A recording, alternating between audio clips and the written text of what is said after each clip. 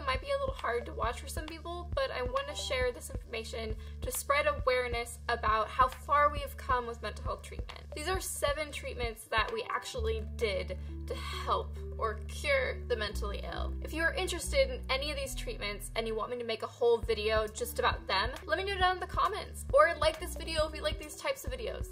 Trepanation. As far back as 7,000 years ago, this cure was being used. Basically what this was people didn't know a lot about brain chemistry. They didn't know that the brain actually had to do a lot with mental illness. They thought that demonic possession was behind mental illnesses like schizophrenia or depression. So the only way to get that demon out was to drill a hole into the brain. They believed this was a cure because it could let the demon outside of the head. Bleeding, vomiting, or purging. Fixing of the humors. An ancient Greek physician named Claudius Galen believed that mental illness was caused by an imbalance of the humors, or substances in the body. They were the first to believe that there was a biomedical relationship behind mental illness. Bleeding, purging, or vomiting was thought to cure this imbalance in the body and heal mental illnesses. Exorcism and prayer. Along the same lines that people thought that mental illness was caused by demonic possession, people would do exorcisms on people experiencing mental health problems. They would also do different prayers and rituals to these people to heal them. Insulin coma therapy. This therapy was created in 1927 when a doctor accidentally gave a patient more insulin than they needed, in which the patient ended up in a coma. This patient was a morphine addict, but when he woke up from the coma, he did not have the addiction. So, put 2 to 2 together, this physician was like, this is the cure. So what he did to a lot of patients with depression and schizophrenia was insulin coma therapy, where he would do the same thing that he did to this morphine addict to people with schizophrenia and depression to cure their mental health problems. It was reported back then that 90% was a success rate. We don't know what really happened, but those 10% of people who weren't success rates passed away.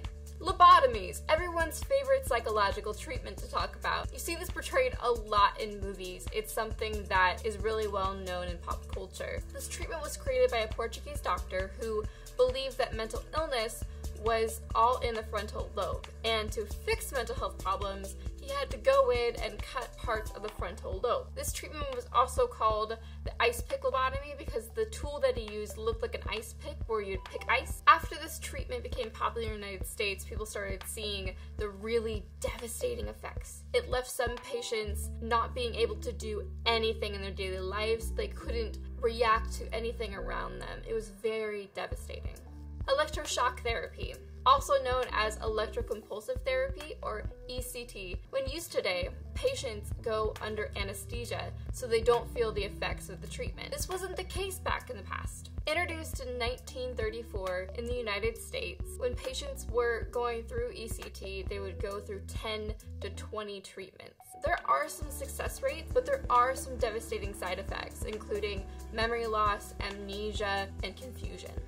ICE, restraints, and isolation. Doctors in the 18th century could not separate mental health from physical health, so a lot of their treatments for mental health patients were actual physical treatments, including ice baths, restraints, and isolation. Asylums were also very common in this time period, which isolated a lot of United States mental health patients. This is because they did not want mental health patients to coexist with the normal population. These are some treatments that actually happen, and they're very horrific. I do a lot of research on them because I'm very fascinated about how far we have come as a society in the treatment of mental health patients. If you'd like me to make more of these videos, please give this video a like. I would like to thank my patrons because this video would not be possible without them. Thank you guys so much. If you'd like to subscribe, you can click right there. Or if you would like to see another video of mine, you can click right there. I hope you guys have an amazing, fabulous day, and I'll see you guys tomorrow. Bye guys!